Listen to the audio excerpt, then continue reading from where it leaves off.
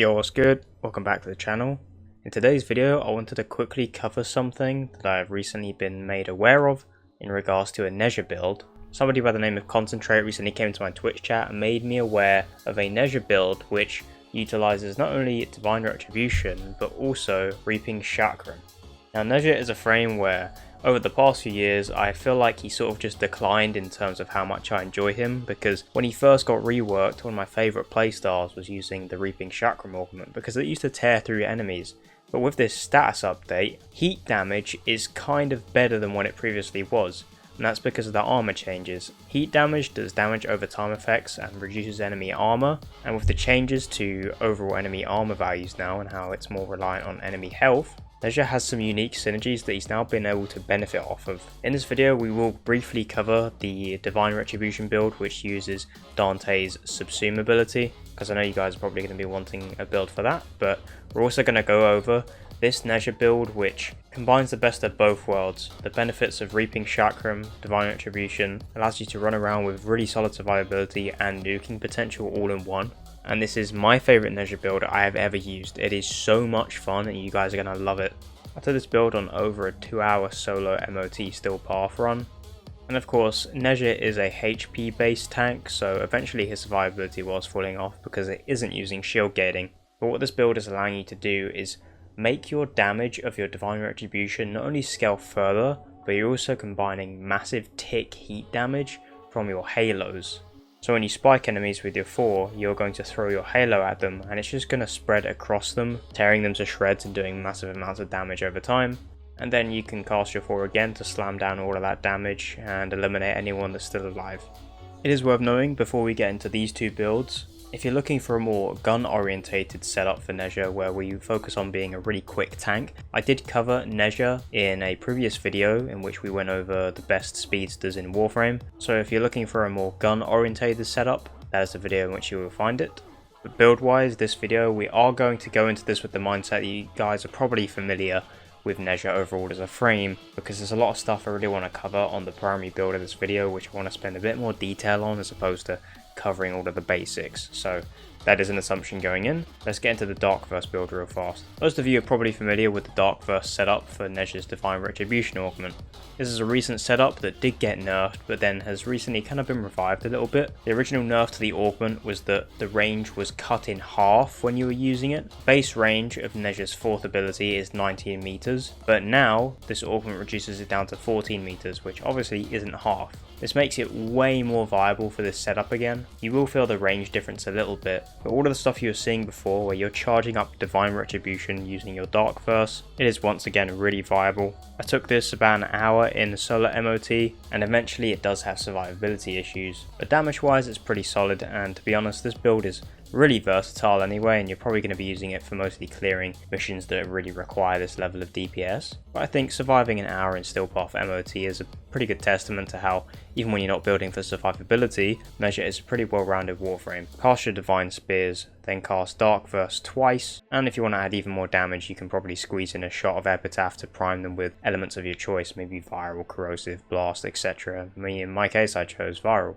And of course what this does is it charges up Divine Retribution, all the enemies that are stuck in it, rocking them with massive amounts of slash, meaning that all the slash damage that they would take by the end of all of those ticks gets done in one hit. As you could probably tell by the gameplay, I am using 2 Amber Talforge shards for casting speed. In my opinion, this is absolutely necessary on Nezha just in general.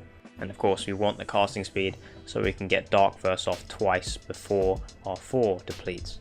So we're subsuming off Firewalker for Darkverse because Firewalker actually uses duration and this build really doesn't.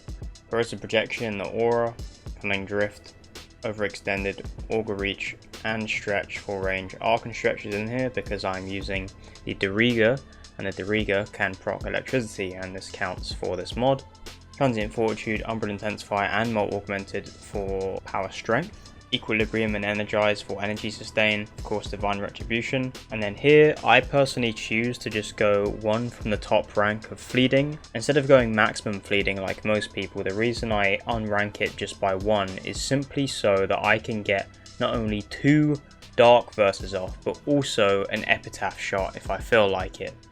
it's just a split second more and it fits my personal playstyle, but if you want to go max fleeting, that also works completely fine in the build. Speaking of the epitaph, as we'll show this off real quick, we're just using this as a primer, and I chose to go with viral heat and radiation. And as for our focus score, we're using Madurai, so where we get more casting speed and we can boost our ability strength as well. Okay, now moving on to the part of the video you guys are probably most interested in, and that is the Reaping Chakram Shredding build, which is not only combining elements of the last build we just looked at, but better levels of survivability and arguably even more damage just within a smaller range and by the use of your 2. So your second ability is a huge debuff, so naturally anything you hit with it is going to take way more damage, but when you throw on Reaping Chakram, it's going to chain between more enemies that you hit within your 4, and any enemy hit by it is going to drop an energy orb. There's a massive increase to your damage, and the way this synergizes with Divine Retribution, it just makes the stacks of heat procs absolutely bonkers as they spread between all the enemies. And as you can see by the gameplay in the background, the heat procs are absolutely monstrous. A lot of the time, some of these enemies, even up to like level 600, and I have no doubt even higher level, can even die before you recast your 4 to slam them into the ground. Combining this with something like Archon Vitality for even more heat procs, this turns Nezha's second into an actual killing ability as opposed to just a debuff. Your 4 still has decent range, you've got a larger amount of HP. We are infusing Ensnare onto the first. The reason I chose this ability is that because we can't fit as much range into this build, sometimes it's nice to be able to group up enemies with Ensnare, so that way I can catch more enemies in my Divine Retribution, thus allowing me to chain my halos across more enemies, debuffing and creating more massive amounts of heat damage. I know a lot of people are probably watching this thinking, why would I ever use this build over the other one you just showed? Well, obviously it's a theme on this channel to actually like have some fun, and there's something even more satisfying about setting up such a big and high damage nuke. And sometimes you won't even have to really set it up because your halo just takes care of the enemies anyway. Seeing the halo just rebound between every enemy in your Divine Retribution is so satisfying. To me, it never gets old, and you get the best of both worlds as you can obviously nuke everything that survives the initial attack. And as you can see, I'm also priming enemies with my epitaph as well. What I like about Nezha's 4 is that you don't necessarily have to build for super low duration, because you can just recast the 4 and slam them into the ground for free. So unlike the first build, this one also has a little bit of versatility with the way that you want to build. And of course, let's address the elephant in the room.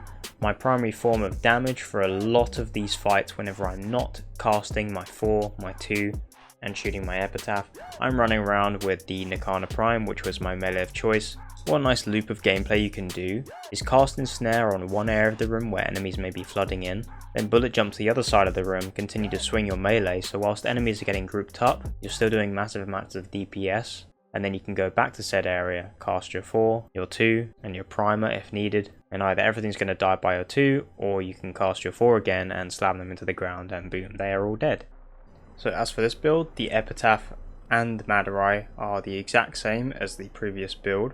As for the build itself, Corrosive Projection once again, Cunning Drift, Arc and Stretch and Augur Reach for our range, Equilibrium, Prime Flow, and Reaping Chakram for our energy sustain.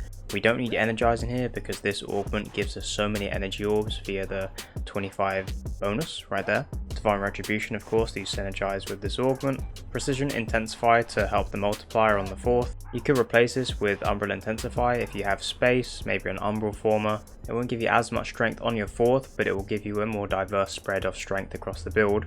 And then Archon Vitality is very important, not only for the bonus HP, but also because the heat procs will be doubled. More Augmented for more strength, and then Aegis for bonus survivability with our shield. You can be flexible with this one, maybe throw in like Grace or Guardian or something. Either way, I absolutely love this augment purely for the fact that it guarantees I can free up this slot and not have to use Energize. And as for the Nakana Prime build, I was running Viral and Electricity with Melee Influence in the setup, but to be honest, you should probably be running Blast and Electricity. Ever since the update, Blast has been absolutely lethal, and whilst obviously Viral is still very effective, I think overall Blast probably would have been a better shout for that setup, so instead it would look more like this. And for those curious, if you see me reviving myself in the gameplay, it's because I have Last Gasp from Anairu Unbound. And of course, for anyone that can't tell via the gameplay of either of these setups, the sequence in which you would cast your abilities, obviously you want to have your 3 active at all times. You cast the 4 into a big horde of enemies, then you would mash Dark Verse maybe once or twice, and if you can sneak in an epitaph shot, then that's also going to help. and then your 4 will simply deplete itself due to the low duration on the first build and everything will die. But on the second build we just showed, just have your 3 active, cast your 4, and you'd really only throw your ensnare out if enemies are a little bit too far away from each other. Anyway, you cast the 4, I think it's better to shoot your epitaph first, because that's going to make your halo deal way more damage. Throw out your halo maybe once or twice, and then press your 4th ability again, thus detonating everyone in the area. That about does it for these 2 builds. I recommend giving them both a try, but especially the last one. There's something so satisfying about seeing your second do that much damage with the augment. All those heat procs just stacking on top of each other, seeing the halos bounce between enemies on your 4 and just take everyone out. I don't know, I just find it really satisfying and it's a very fun and interactive build. The first build is more efficient for majority of content, but if you're someone like me who likes staying in missions a little bit longer and fighting some enemies above level, you know, standard still half level of like level 150 to 200, I'd recommend giving the second build a try. Let me know what you guys thought of the build and the video. Please feel free to sub to the channel, maybe drop a like on the video and a comment, even any feedback. My Twitch will be linked in the description if you're interested in watching, and my Apex YouTube channel, which most of you guys are probably familiar with. It would mean the world if you could check me out on other platforms. Anyway, I hope you guys found this video useful, and I'll see you in the next one. Take care.